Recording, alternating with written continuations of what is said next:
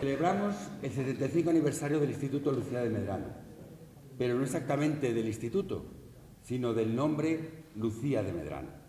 Unos años antes, el Instituto Femenino decidió, en claustro, compuesto en su 99% por profesoras, menos un profesor que era el de religión, que era un sacerdote, decidieron llamar o mandar una misiva al Ministerio de Educación con estas frases, con estas palabras. El nombre de Lucía de Medrano lo propone el claustro y lo cursa el Ministerio un oficio con fecha 23 de abril de 1943, es decir, ayer hace 75 años. La resolución del Ministerio de Educación Nacional, dado por su titular, don José Ibáñez Martín, en el Boletín Oficial del Ministerio, el 31 de mayo de 1943, dice, esto es lo importante, lo que queremos reflejar aquí y el motivo por el cual esta tarde Luis Álvarez, nuestro compañero, y su grupo de teatro La Cueva de Salamanca han querido poner en escena la vida de Lucía de Medrano. Dice así, a propuesta del claustro del INEM de Salamanca, femenino, este ministerio ha resuelto que dicho instituto sea designado con el nombre Lucía de Medrano, denominación que estimulará las ansias de superación científica de las alumnas y contribuirá a la par a destacar esta figura egregia de la filología renacentista española y lumbrera de la Universidad Salmantina en el siglo XV. Por tanto, ya estamos metidos en contexto, estamos en el siglo XV y como tal, Luis ha querido hacer él una obra de la vida de Lucía de Medrano documentada en todos los libros y todos los datos que ha podido encontrar y tenemos como resultado esta obra de teatro que hoy estrenamos aquí en el 75 aniversario de Lucía de Medrano.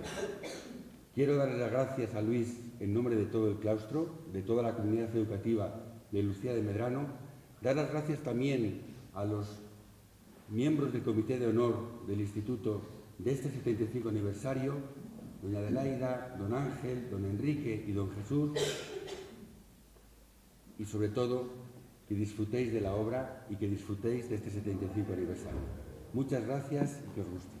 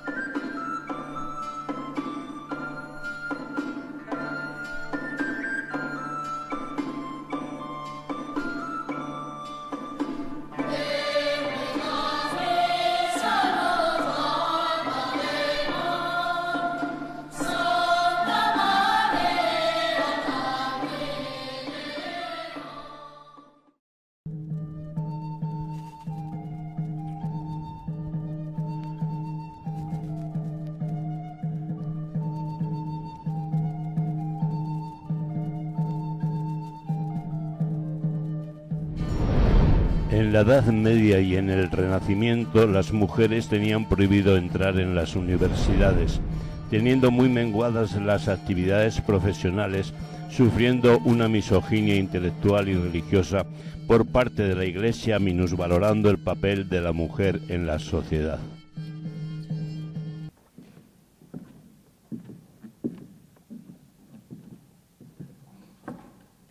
Me llamo Yeudat Abravanel.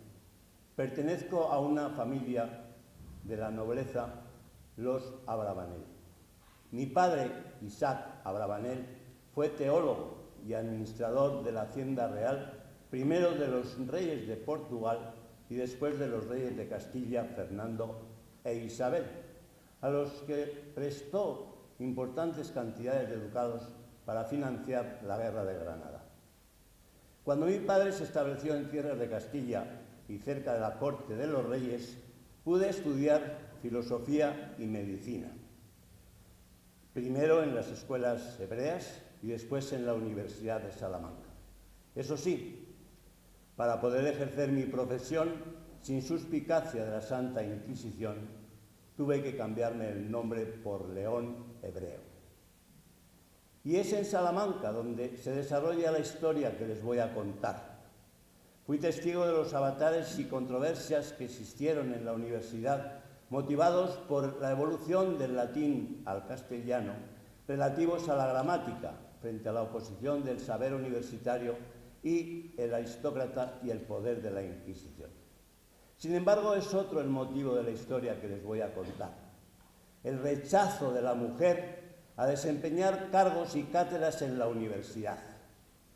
Este rechazo se hacía extensible a la vida cotidiana, según las coplas populares. Quien bien amando persigue mujer, a sí mismo se destruye, pues fingiendo placer las mujeres ociosas son todas malignas y peligrosas. Ofrecen sus favores por buenos beneficios. La mujer es un animal que tiene a ser un hombre imperfecto, volátil cual pluma al viento, sin pensar, siente y llora sin saber por qué. Los afeites y lisonjas para atraer al sexo masculino son embaucadoras del sexo femenino.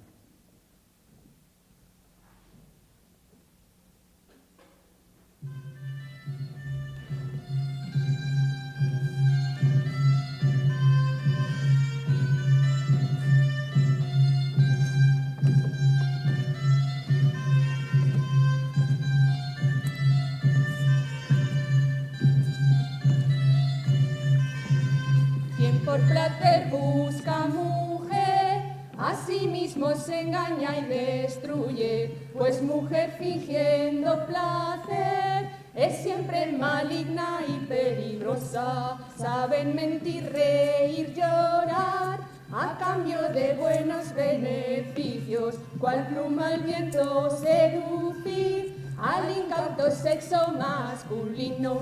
La mujer tan solo es un animal, hombre imperfecto, no sabe pensar. Quien por placer busca mujer, a sí mismo se engaña y destruye, pues mujer fingiendo placer es siempre maligna y peligrosa.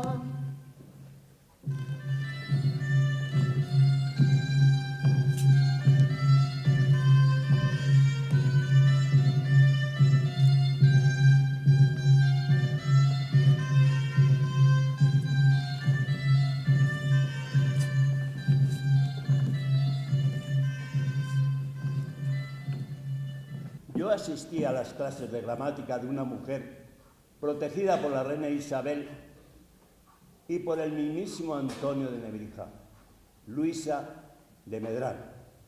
Pero un hecho insólito cambió mi vida. El edicto de los reyes Fernando e Isabel de 1492, que decretaba la expulsión de los judíos de España. Para los reyes Fernando e Isabel existían judíos buenos y judíos malos.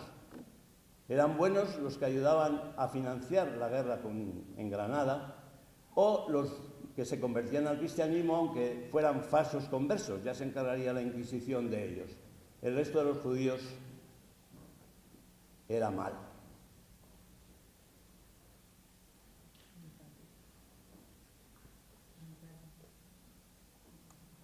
Mi padre, que era judío, para poder permanecer en la corte, le aconsejaron humildemente que se convirtiera al cristianismo. Pero mi padre se negó a que nos convirtiéramos al cristianismo según su santa nación. Y como consecuencia tuvimos que emigrar a Italia. En Italia ejercí la medicina y escribí un libro de filosofía, Los diálogos del amor, libro platónico donde los haya. En Italia volví a ver a Lucio Marineo Sículo, que humanista, y enseñó en la Universidad de Salamanca 12 años y conocía muy bien a Luisa de Medrano. en la cátedra de gramática. Querido público, y esta es la historia que les voy a contar. La historia de la doncella elocuentísima Luisa de Medrano. Y así comenzó la historia.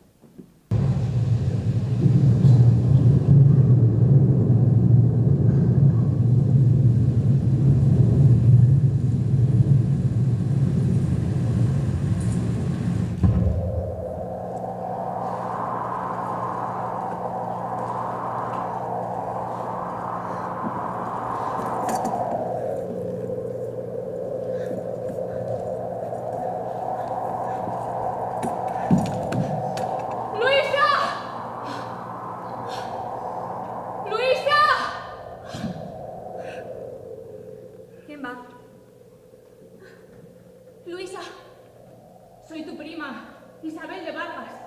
No te asustes de mi aspecto sucio y maloliente.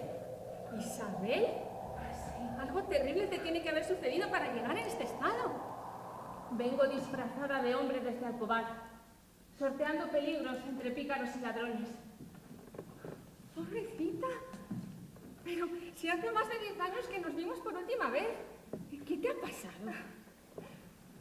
Mi padre quiere casarme con Suero Bermúdez, sobrino del inquisidor Damaquetor, y a cambio a mi padre le condecorarían como comendador de la Orden de Santiago. Eso es lo que valía la felicidad de su hija. Es triste que mi familia se venda por un título, sacrificando así a una hija. Soy la moneda de cambio de un compromiso. Me quieren casar con un pedante que no vale ni medio comín. No tengo ninguna intención de desposar a Suero Bermúdez. Un ser picado de rostro, ojos porcinos, cuello de pollo, enclenque, engreído, batueco y fatuo. Mujer, alguna virtud tendrá el hombre. A ver, ¿qué te ha contado ese Miles Gloriosus de Bragueta Magra?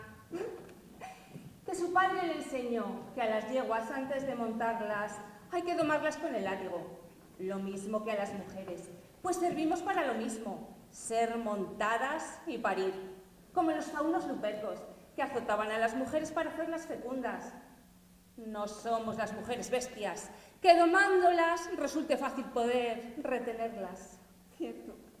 Quien de la mujer desee gracias, debe dejarla siempre en libertad y nunca tenerla recluida en casa, que vaya y venga según sus deseos. Es mejor que nunca le reproche nada, ni la amenace ni la pegue. Jamás será amado por su esposa aquel que pretenda a su señor hacerse. Pero desde que nacemos nos convierten en moneda de cambio con la que negociar el beneficio de la estirpe, debiendo aceptar el esposo que elija el padre de familia. Gracias a Dios, mi familia me educó en las artes y en las letras. Mi padre, aunque a regañadientes, así lo hizo. Sin duda influenciado por la reina Isabel, que ha dedicado toda su vida a gobernar siendo mujer. Pues yo no he nacido para aportar dotes ni regalar progenie a mi marido, ni mucho menos para satisfacer sus deseos sobre mi cuerpo. Así que el mismo día que me prometieron con el sobrino del inquisidor, huí de Alcobar. Mi madre me entregó todas sus joyas, ropas de hombre y un consejo. Vete a casa de mi sobrina, Luisa de Medrano. Ella te ayudará.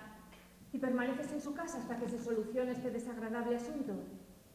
Yo también, querida prima, me negué a desposarme con una bolsa de dinero. Me quisieron emparentar con don Fadrique Enríquez, heredero del almirantazgo de Castilla. Ay, Isabel de Vargas, conoces las circunstancias que motivaron mi rechazo a esa propuesta de matrimonio. Mi ambición académica de continuar con el estudio de los clásicos y con las enseñanzas en la universidad me llevaron a despedir afectuosamente a don Fadrique y a no dedicarme al hogar y al marido, destino de todas las mujeres. Aún así, mi padre nunca llegó a entender ese afán de su hija por las letras, por la pluma y la palabra. Pero tu padre, querida prima, al menos te apoyó en tu decisión de dedicarte a un oficio que es propio de los hombres. Querida prima, somos presa codiciada de un mismo depredador, Damaquetor, dominico, que con canina elocuencia, por algo le llaman canis domini, se dedica a morder la estima y las virtudes de los demás. Dama Quetor, al servicio del inquisidor general, el cardenal Cisneros. Sabía que mi familia materna procedía de Salamanca y no deja de escudriñar mis enseñanzas en la universidad, acusándome de corromper la moral en las aulas. El mismo Dama Quetor, prima, que te persigue a ti por no quererte casar con su sobrino, Suero Bermúdez. Sí, es cierto. Este inquisidor se enfrentó a mi madre, Beatriz de Medrano, acusándola de necia y osada al no permitir que yo me casara con su sobrino. Esa medusa dominica no abandonará hasta arrojarme del puesto que ocupo en la cátedra de gramática de la Universidad de Salamanca y no dudará en utilizar cualquier recurso para lograr su fin, como llamarme Salomé impúdica. No te inquietes, Luisa. Ambas, de una manera u otra, estamos muy por encima en virtudes y conocimientos de ese inquisidor. Tu prima, por ejercer un oficio en la Universidad de Salamanca, y yo, rechazando la inferioridad de su sobrino. ¡Uy! Ambas estamos condenadas al infierno. Al menos allí nos haremos compañía. ¡Ay, querida prima! Llevas el riesgo en tu vida. Hoy mismo me engañó tu aspecto. Parecías un jovenzuelo en busca de aventuras, dispuesto a devorar la vida o a dejarse engullir por ella. Debes conservar ese valor, decidas lo que decidas. Ábreme tu corazón y dime, ¿qué anhelas de verdad? Recuerdo a mi madre, enseñándome a leer los latines de los clásicos a la luz de una vela cada noche antes de acostarme. Recuerdo al maestro de armas de mi padre, enseñándome la destreza de las armas cuando eso solo se le enseñaba a los hombres. Pero respondiendo a tu pregunta, me gustaría, prima, estudiar como tú. Mira, mi madre llenó mi bolsa de joyas y dinero. Tengo para mantenerme un par de años. Claro que con tu ayuda. Perdiste el juicio. Sí, pero eres una mujer. Tú también. Y no eres mucho más vieja que yo. Ya, pero mi caso es diferente. Mi tío, el rector de la Universidad de Salamanca, Rodrigo Maldonado, es tío mío. Luego, Antonio de Nebrija me eligió en persona para sustituirle en su ausencia. Aunque al principio tuve muchísimos detractores. Todos los varones de la ciudad me rechazaron públicamente. ¿Una mujer en la universidad? Dios mío, ¿cómo se atreve Luisa a ejercer un oficio de hombres, pobrecita? ¿Mujeres en la política? ¡Huyamos! Pero bueno, la intervención de Isabel la Católica, la reina, la de Antonio de Nebrija y la del tío, el rector, hicieron posible que yo ocupara la cátedra. Pues entonces, enséñame a convertirme en estudiante. ¿Con sayas? ¡No! ¡Con jubón y con espada! Salve tú, mi casita, y vosotros, penates. Salve Lares, que erais. No. Salve Lares, que fuisteis de mi cuna testigo. Respiré aquí las auras rosadas del día primero. Aquí la primera nodriza me dio el pecho florido. Aquí gateaba de niño, este suelo mi camino. A cuatro patas fui por la tierra en mis juegos. Genial. Antonio de Nebrija diciendo que caminaba a cuatro patas. Perfecto. Vale. A ver, concéntrate, Nebrija, concéntrate. Cuadrúpedo. Fui por la tierra a mis juegos. Ni los días acuses que tardé en ver de nuevo tu rostro que debe fingirme sonrisas de dioses.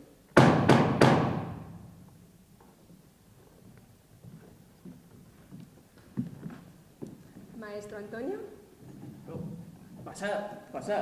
Estoy repasando este saludo a la patria que me vio nacer. Maestro Antonio, por lo que oímos, vuestra ascendencia andaluza nos impide alabar a nuestra patria, sin olvidar que ella fue posible gracias a la unión de las coronas castellano-leonesa y aragonesa y a sus cabezas visibles, Isabel y Fernando II de Aragón.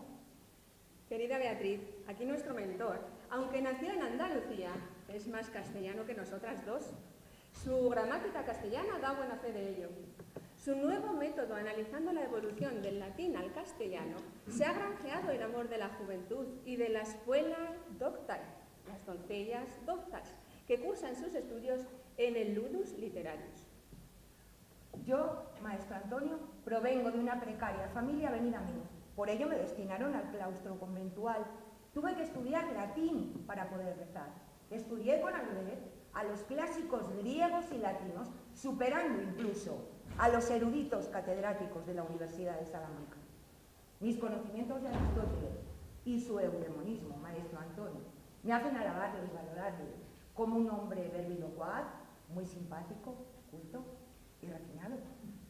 Me siento muy halagado por una aventajada alumna que bien se merece, aunque son muchas las que pregonan las excelencias del latín, el sobrenombre de la latina. Maestro Antonio. Estamos muy agradecidas, tanto Beatriz como yo, por la gramática que habéis presentado en nuestra Universidad de Salamanca ante la reina. Pero yo no puedo menos que preguntarme, ¿cómo es posible estructurar la gramática de una lengua cuando existen tantas interferencias de otras? De los godos, romanos, árabes. Precisamente, la falta de testimonios de la época visigoda, debido en gran parte a la rápida romanización y a la aceptación del latín en los territorios conquistados, es por lo que baso mi gramática a partir del latín vulgar, el del pueblo. Pero ese latín vulgar del que habla, maestro, deja mucho que desear con respecto a los clásicos del Lacio, Horacio, Cicerón. Ay, la corruptio linguae. La corrupción del latín es la resultante del castellano. Es lo que yo llamo romance. Exacto. La dominación romana y la conversión del latín en una lengua vulgar son hechos íntimamente relacionados. Las invasiones germánicas habrían sido la causa de la corrupción del latín y, por consiguiente, de la creación del latín vulgar. En las clases de cultura clásica que la reina Isabel organizó en la corte, no solo para el príncipe Juan, heredero de la corona, y para sus hijas, Isabel, María, Catalina, y también para nosotras, sus protegidas, aprendimos la evolución y el origen de la lengua latina. Estas clases fueron impartidas por profesores eruditos, siendo Beatriz la elegida por la reina para educar en la lengua latina a sus hijos y a ella misma, contando ya con 42 años.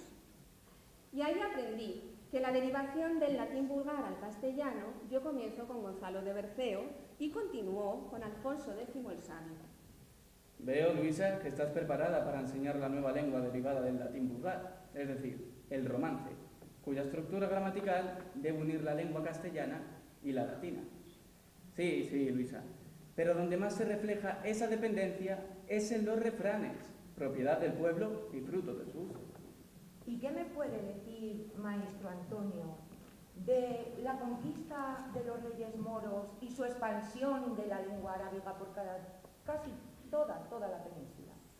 Aun siendo el latín el fundamento del castellano, la lengua arábiga ha dejado su huella en tantos vocablos que todavía persisten y que, aun teniendo otros latinos para designar la misma realidad, tenemos por preferencia a los arábigos que a los latinos. Le citaré algunos ejemplos. Alfombra, atalaya, aceituna, almohada, alcalde. Azúcar, naranja, jinete, laúd, zanahoria, azar y algodón. Y alcahueta. La palabra, el término árabe azul, sustituyó al mucho más difícil de pronunciar latino, coeruleus. Y no nos olvidemos de las matemáticas, la aritmética y el álgebra. El lenguaje evoluciona por el uso que le da el pueblo, pero la lengua a lo largo de la historia siempre ha sido compañera del imperio. Eso sucedió, por ejemplo, con el hebreo, el griego y el latín. La lengua y el imperio crecieron y florecieron juntos.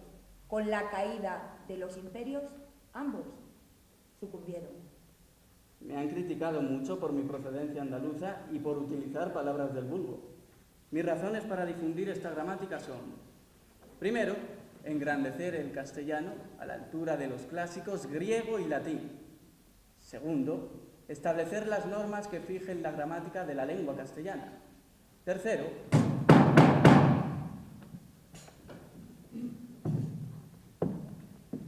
Pasa, Isabel, pasa. Maestro, esta es mi prima Isabel, hija de Beatriz de Medrano. Viene huyendo de su casa porque la quieren casar con el pedante sobrino del inquisidor Damatitor. Por eso viene disfrazada de hombre. Por eso y porque quiere ser estudiante en la Universidad de Salamanca. Y me ha pedido ayuda. ¿Tienes conocimientos de las lenguas clásicas? Sí, tengo conocimientos del latín e italiano. Conozco la literatura italiana y el dialecto del Véneto. Le citaré un texto. Se pareva vobis, alba pratalia araba, albo versorio teneva, et negro semen seminaba. Se trata de un escritor que con los dedos, parecidos a los bueyes del campesino, tiene una pluma, el arado, con la cual escribe en una hoja, el prado, con tinta, las semillas. Non dicere illes secreta voce, non diré le secrete a alta voce. Quiero ser catedrática como mi prima, aun siendo consciente de la oposición de la Inquisición a que las mujeres se dediquen a estudiar en vez de cuidar la casa y darles hijos a su marido. Alabo tu entereza y sabiduría. Te ayudaremos en tu empeño. Sed bienvenida a esta universidad. Los tiempos están cambiando.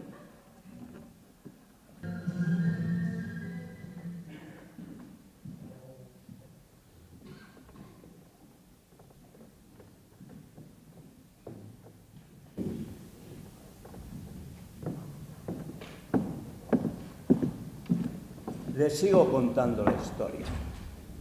Comenzaremos a situarla en su contexto histórico. El pensamiento imperante entre la nobleza era que todo buen caballero debería ser un buen guerrero, menospreciando las enseñanzas humanísticas que empezaron a infiltrarse en España a partir del siglo XIV. En un estado de guerras continuas, era socialmente mejor visto dedicarse a las armas que a los estudios. Como narrador de esta historia, tengo que decirles que no fueron pocos los que negaron a la mujer el derecho y la capacidad a enseñar o recibir enseñanza. Entre ellos, Luis Vives, contemporáneo de Luisa de Medrano, y Fray Luis de León. Ambos no reconocieron en la mujer la capacidad ni el derecho de cuidar de la educación de los niños. Para ellos, la mujer era sinónimo de caducidad e inconstancia. Su deber era cuidarse del hogar y del marido. Su virtud, el silencio. Hablar poco. Mulier tacere. El mismo Fray Luis de León nos cuenta que las chinas en naciendo se le tuercen los pies para que no puedan de mayores salir de casa. Les basta tenerlos torcidos. Fidias hizo una imagen de Venus de pie sobre una tortuga a los elienses para darles a entender que la mujer debería quedarse en casa y guardar silencio como las tortugas. Quiero defender a estas mujeres de tantas humillaciones. Fray Luis de León podría haber cogido los ejemplos de Francisca de Nebrija, de Beatriz Galindo o de Luisa de Medrano, que siendo mujeres fueron catedráticos como él en la Universidad de Alcalá de Henares y en la Universidad de Salamanca. Las podía haber puestas como ejemplos de su perfecta casada. Seguramente estas mujeres tienen que ver muy poco con las tortugas. Me quedo con la opinión que circulaba por la corte. Jugaba el rey, todos eran tahúres.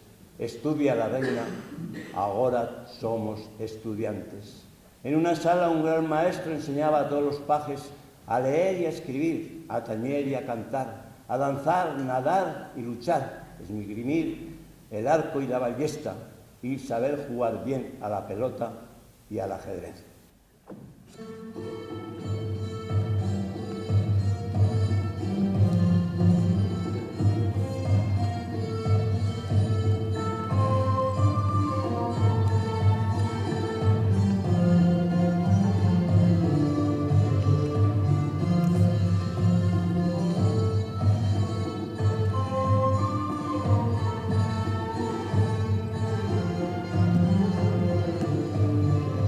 Jugaba el rey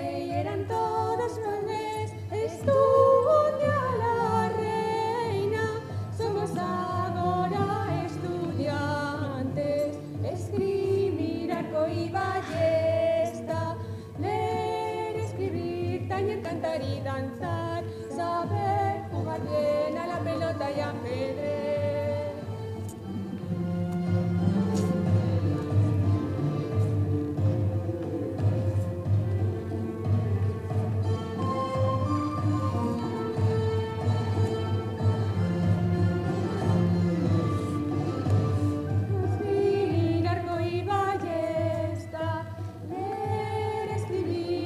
Cantar y danzar, saber jugar bien a la pelota y ajedrez.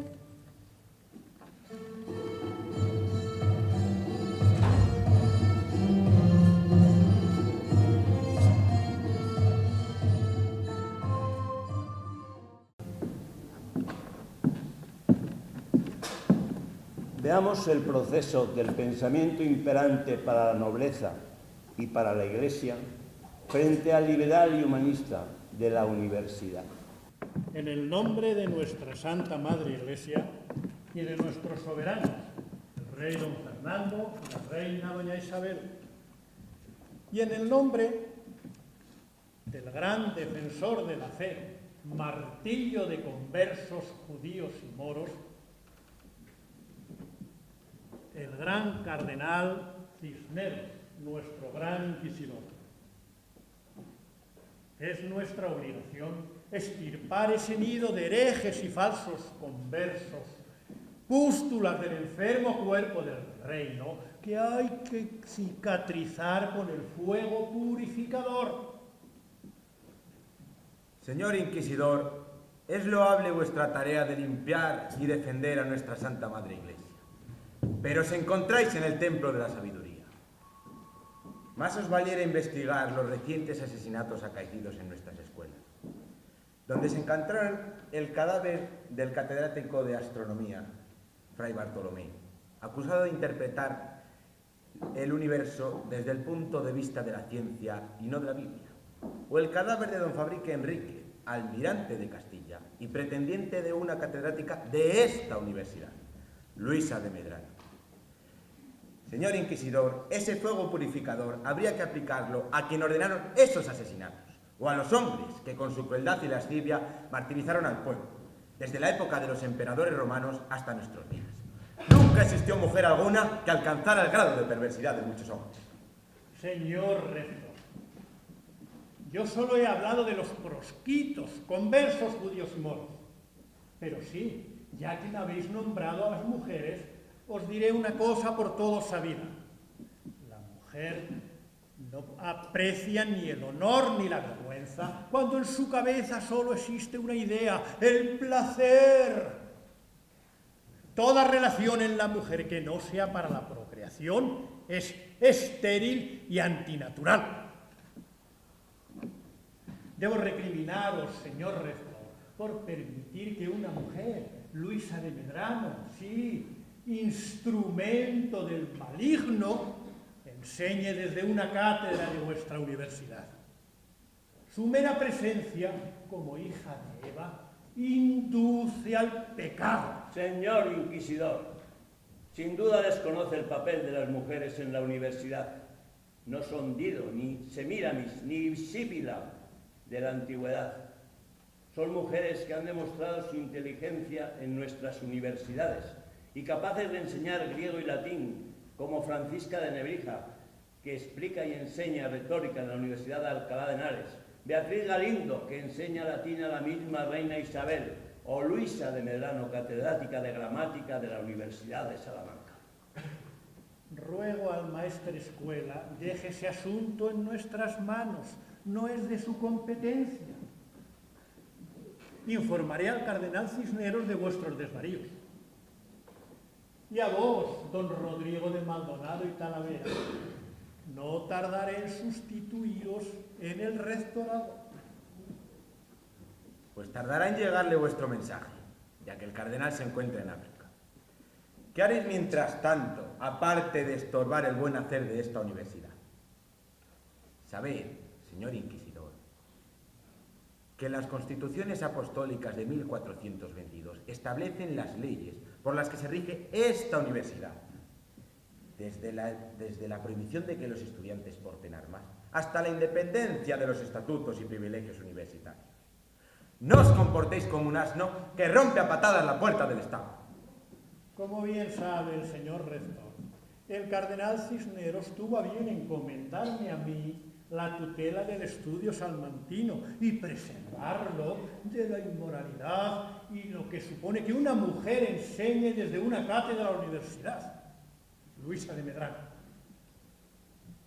Luisa de Medrano Bravo de Lagunas de Cienfuegos, protegida por nuestra reina Isabel, queda libre de toda sospecha, siendo su enseñanza garantía de honestidad.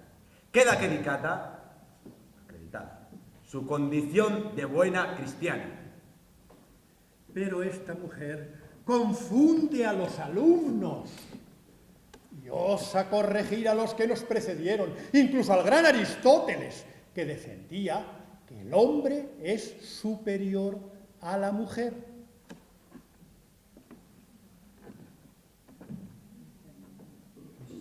Luisa de Medrano quiere profanar lo que el Todopoderoso decretó al principio de los tiempos. Parirás con dolor y estarás supeditada a tu marido. Señor inquisidor, fue el rey Fernando de Aragón el que nos encomendó controlar la política universitaria salmantina. Quiero defender la honestidad de Luisa de Medrano, que siendo docta y mujer, está libre de toda sospecha de su eminencia. Pero no podemos olvidar lo que dice la Biblia.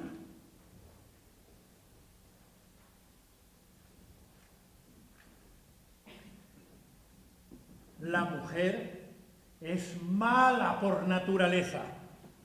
Bien insensato es quien toma mujer, un ser desnaturalizado, malo y depravado.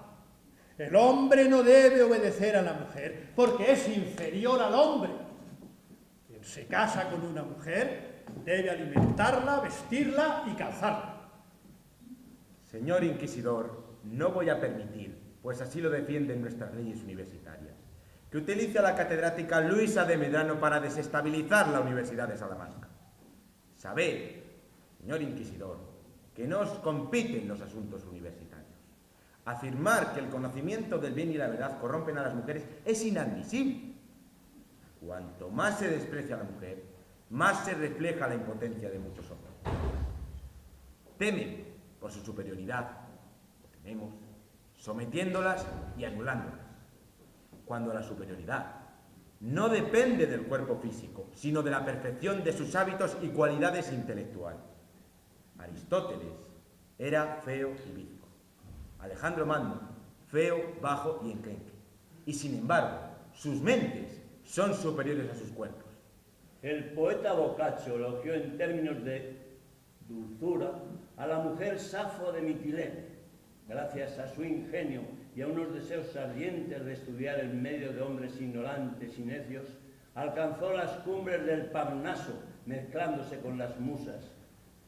Calíope de la poesía, Terpsícore de la danza, Euterpe de la música, dulces fragancias que aprendió de la apasionada Afrodita a la que tanto amó. Señor Yebra, he quemado brujas, no precisamente por su amor a las ciencias, sino por su tendencia y su afición a la alquimia, a la brujería y al satanismo. Las Salomé impúdicas no pueden entrar en la universidad. Las mujeres deberían conformarse con lo que el Creador dispuso al principio de los tiempos: rezar, cuidar de su marido y procrear. Por todo ello,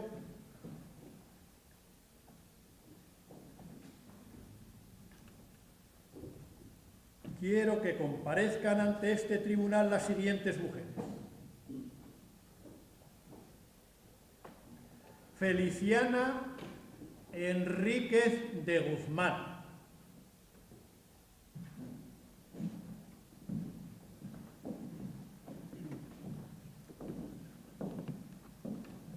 dramaturga y astróloga, colgó los hábitos de monja, se casó 2 veces, fue bígama y no dudó en vestirse de hombre para entrar en la universidad.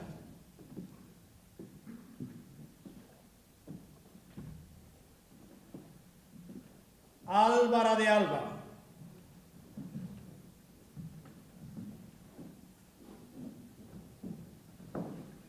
Natural de Vitigudino y catedrática de matemáticas. Isabel de Vargas.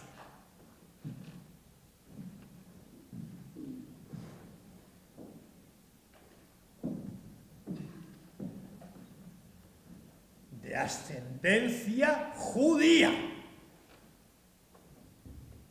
Por todo ello, estas mujeres tienen que ser observadas por la Santa Inquisición. Señor Inquisidor, una cosa es servirse de una excusa tan fútil como perseguir a moros, judíos y conversos, y otra muy diferente es perseguir y denigrar a las mujeres que se dedican a las artes o a enseñar. Enjuicie y condene al esposo de la infeliz Juana, que compartía el lecho con las damas de confianza, derramando la semilla real en toda alcoba dispuesta a recibirla.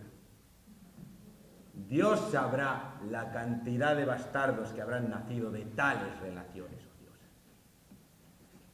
Nuestra misión consiste en investigar todo pensamiento heterodoxo contrario a nuestra Santa Madre Iglesia y preservarla de la influencia de las ideas y los pensamientos procedentes de la antiliberal y anticristiana Europa y del humanismo naturalista que viene de Italia.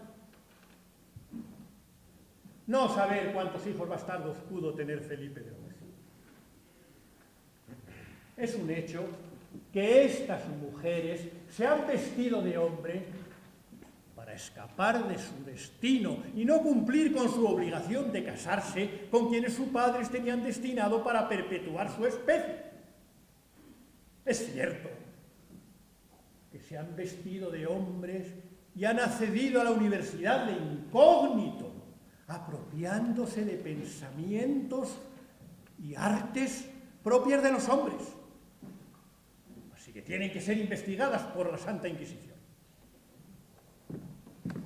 Señor Inquisidor, salgo en defensa de aquellas mujeres que se dedicaron al estudio de las lenguas clásicas griego y latín y que además están protegidas por nuestra reina Isabel.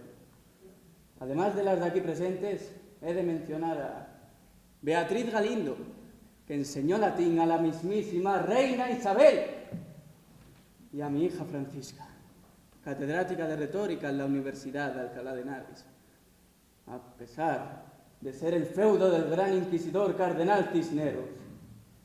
Y sobre todo, a Luisa de Medrano, que si no igualó, excedió a Beatriz Galindo en cuanto a la perfección de la lengua castellana, explicándola públicamente en la Universidad de Salamanca, semillero de mujeres ilustres. Señor Inquisidor, fui yo quien presentó aquí en Salamanca a la reina Isabel el primer ejemplar de la gramática castellana, y fue la mismísima reina quien quiso unificar el idioma en su imperio, no solo en España, sino también en el reciente descubrimiento del Nuevo Mundo. Mi testimonio es aún de mayor grandeza. Ahora sé que el ingenio no le ha sido negado a las mujeres. Luisa de Medrano, a la que yo llamo Lucía, les debe mucho a sus padres, que no la destinaron a los trabajos comunes de las mujeres, sino que la consagraron a las artes liberales y a las lenguas clásicas. Conocí a una doncella elocuentísima leyendo y declamando libros latinos con gran perfección. Es la única jovencita de rostro agradable que en elocuencia supera a todos y aventaja a todos los varones de España en elocuencia latina. Su celo y diligencia no se inclinaron a la lana, sino a los libros, no a la aguja de coser, sino al punzón, no al uso y a la rueca, sino a la pluma. Además, hay que añadir su hermosura, su gracia y su juventud. Fui testigo de que Luisa de Medrano floreció admirablemente en la elocuencia latina junto a otras puellae doctae, doncellas doctas. Luisa de Medrano era reputadísima no solamente en la enseñanza de la gramática, sino también como poeta y filósofa.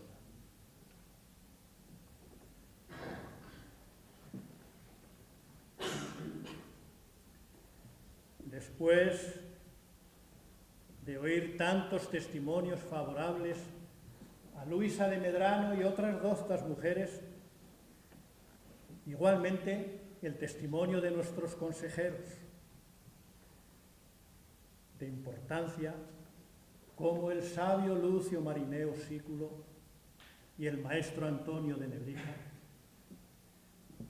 no dudamos de su honestidad.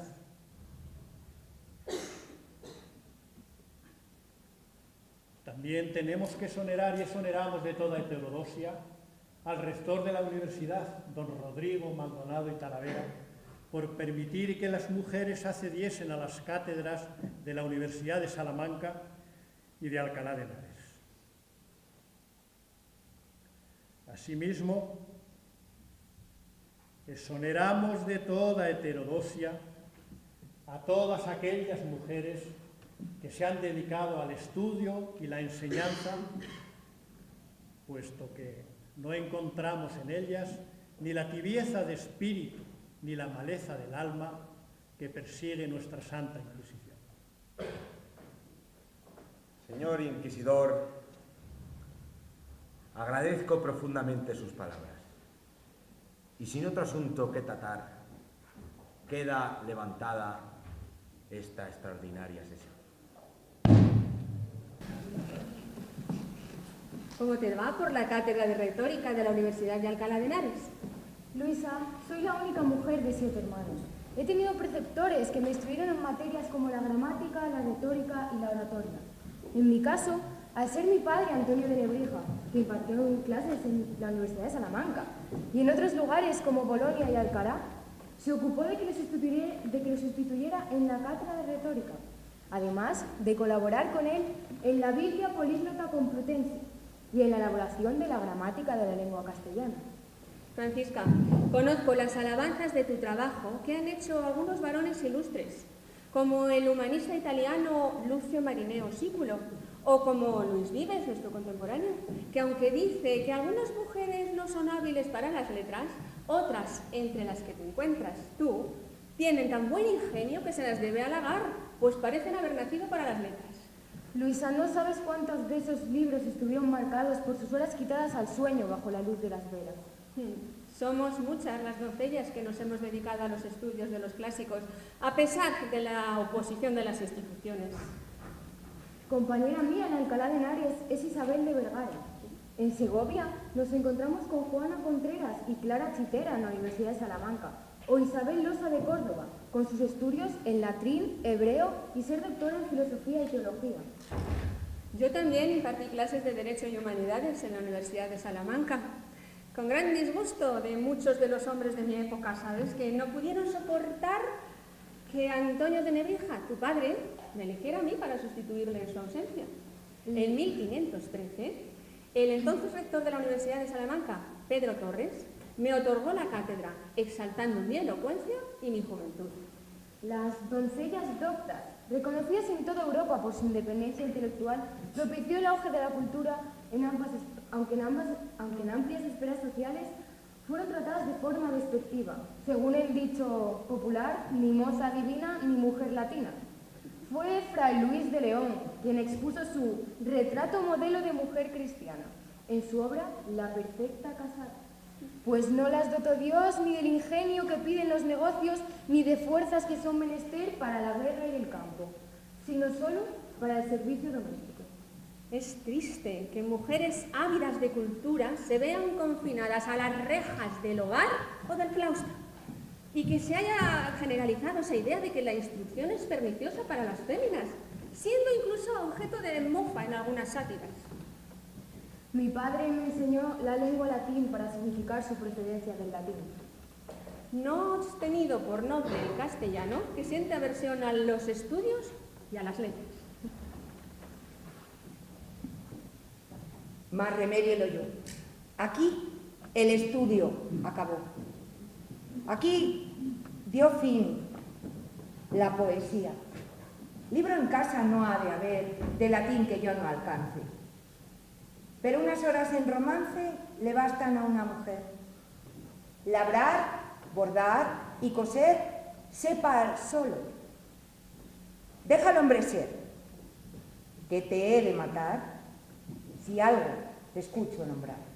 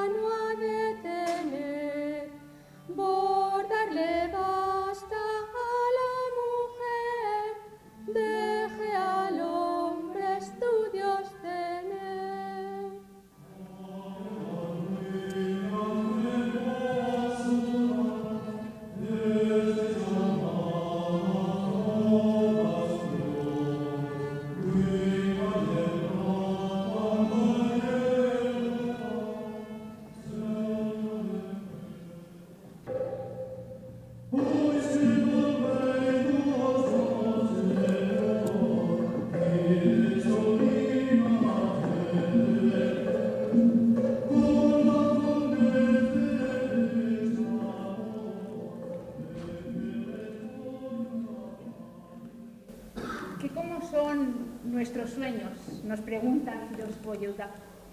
Mi padre, Tomás de Pizzano, médico personal de Carlos V de Francia, me inició en el conocimiento de las lenguas clásicas, griego y latín, además de mi lengua materna, el italiano, y por mi estancia en la corte de Carlos V, el francés.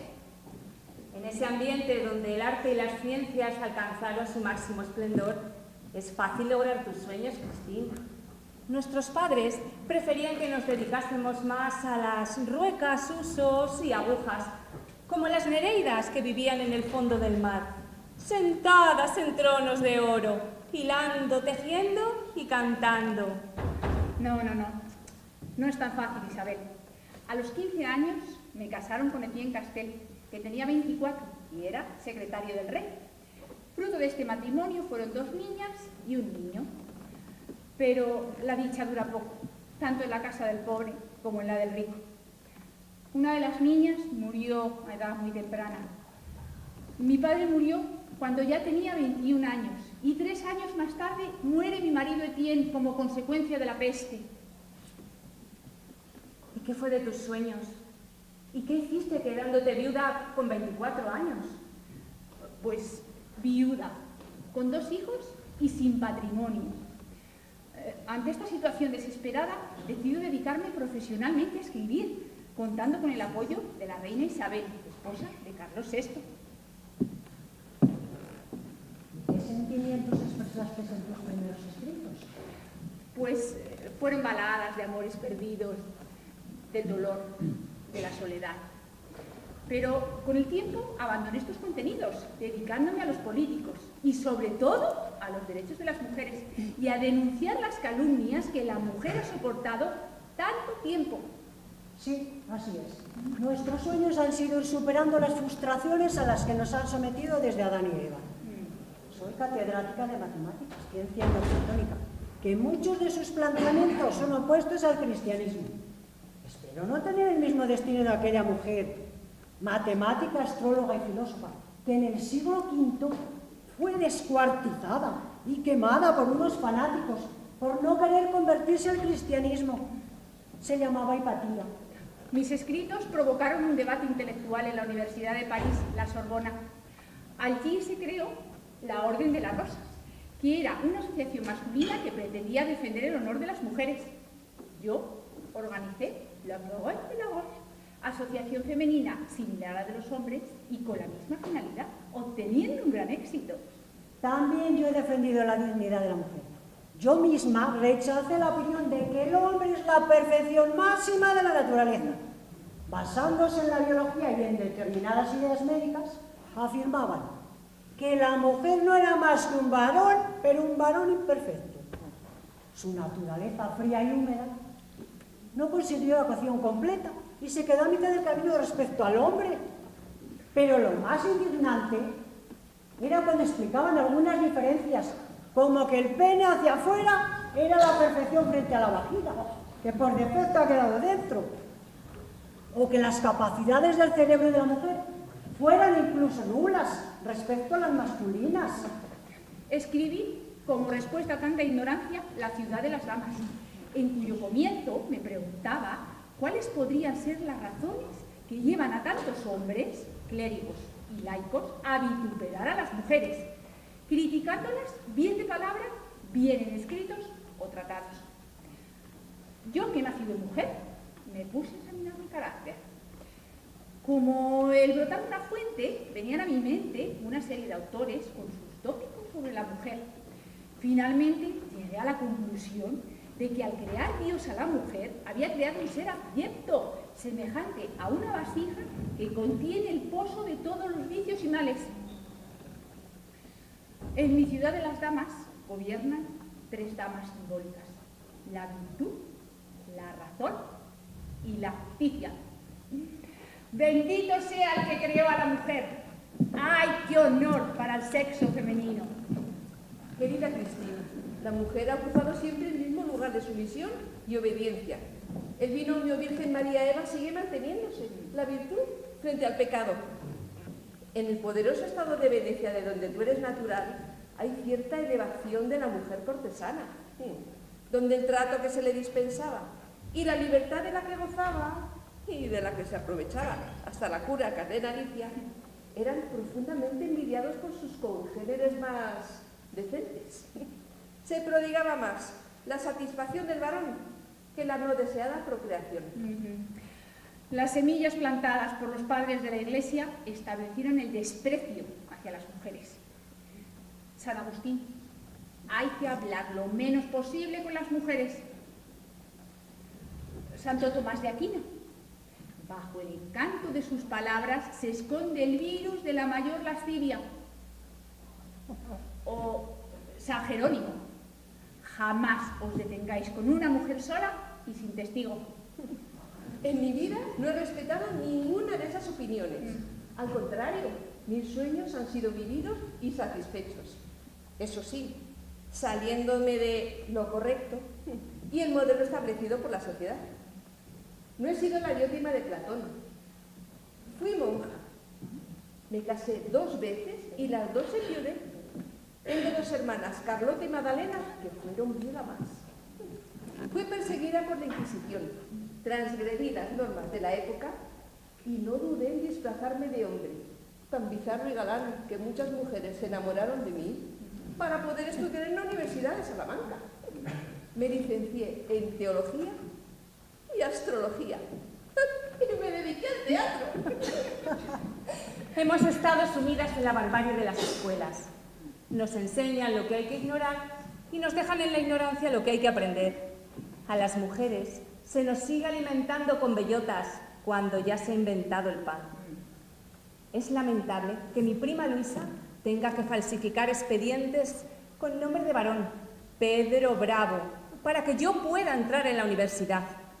Es lamentable que el representante de la fe llame Salomé impúdica a Luisa de Medrano, a lo que mi prima respondió: para que yo fuera Salomé vuestra paternidad habría de llamarse Herodes, y ambos ir en busca de la cabeza de Juan el Bautista. Cuidad que el demonio no encuentre vuestro rastro, pues no será a mí a quien tendréis que dar cuenta de vuestros actos, sino al Todopoderoso. Sí, mi querida Isabel, el legado de estas jóvenes sabias y doncellas es demostrar con su ejemplo que la inferioridad femenina no es más que el fruto de la ignorancia del hombre.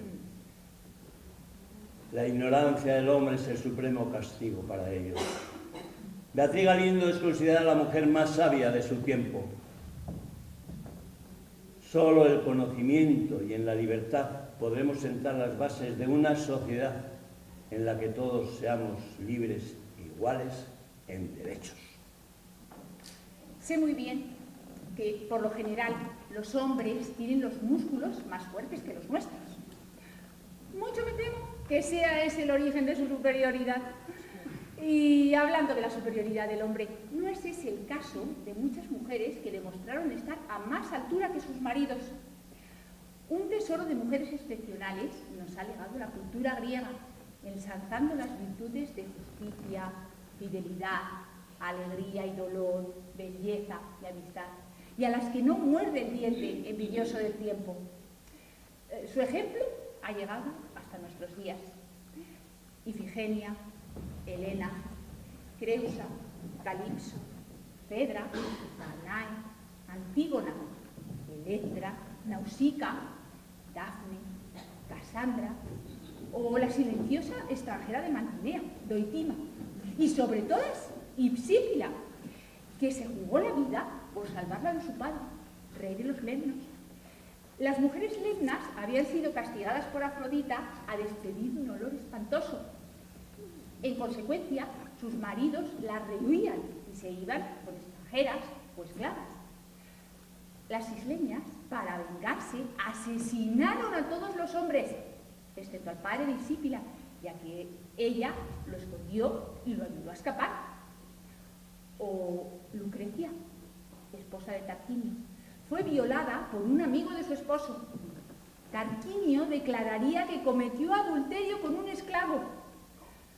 Lucrecia no quiso librarse del castigo por temor a servir de ejemplo a mujeres deshonradas.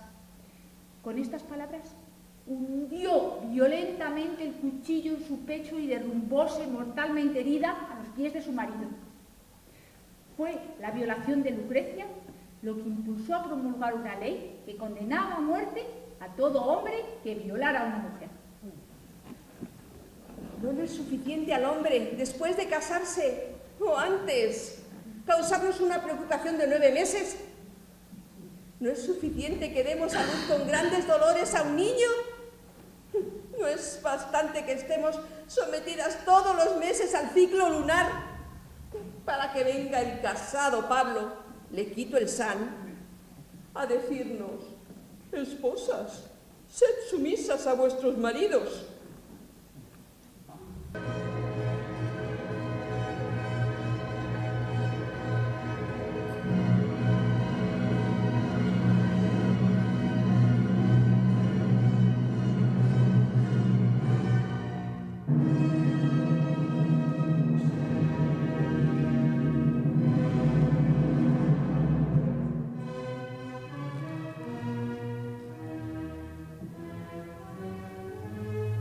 Querido público, ya no os hablo desde Italia. Mi muerte ocurrió en Venecia allá por los años 1500. Será mi cuerpo el único que estará en contacto con vosotros, pero será mi espíritu el que os habla. Para vosotros vengo del infierno, del círculo del infierno de Dante, puesto que soy judío. Pero para los judíos vengo de un paraíso donde no existe el infierno ni los pecados. Las sibilas, a las que Apolo otorgó el don de la videncia, me guiarán desde los campos elíseos, lugar donde yo me encuentro placenteramente, hasta la Universidad de Salamanca, para indagar en la verdad de las puellae doctae, doncellas doctas, o de la cuentísima Luisa de Medrano. Serán las sibilas las que nos dicen que las almas se reencarnarán de nuevo una vez que hayan sido purificadas en el cielo. ¿Quién sabe si estas doncellas doctas no se reencarnarán eternamente para iluminar a las almas de siglos venideros? Podría ser que se hubiera enmascarado a Lucía de Medrano su condición de mujer, haciéndola pasar por hombre. Así se podría haber falseado el documento. Es imposible que en una familia se ponga a los hijos el nombre de Luis y Luisa. Desde mi situación y fuera de este mundo, puede darse el caso, ser factible, que tal hermano no existiera y se tratase de la misma Luisa de Medrano. Probar y refutar esta tesis es objeto de vosotros. Yo, por mi parte, no os puedo decir nada más. An Yehuda Chai Shalom.